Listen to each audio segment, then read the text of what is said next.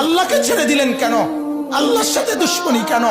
যে ছেলেটা সারাদিন একটা ওয়াক্ত নামাজ পড়ে না, যে বিবি একটা ওয়াক্ত নামাজ পড়ে না, যে মেয়েটা পর্দা করে না, তারে জিজ্ঞাসা করেন না যে মা সবার সাথে সম্পর্ক বজায় রাখো, মালিকের সাথে কেন দুশ্মনী? আল্লাহর লগে কি নারাজি হইলা? আল্লাহর সাথে কি দুশ্মনী? আল্লাহর লগে কেন রাগ করলা? কেন রাগ করলা?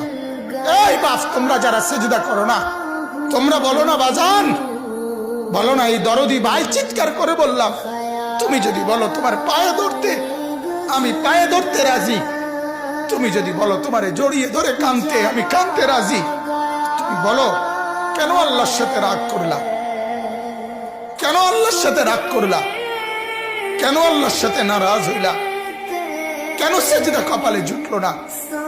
কেন মালিকের সাথে সারাদিনের এত কিছুর বিনিময়ে আল্লাহ তাআলা একটা মিস কল দিলে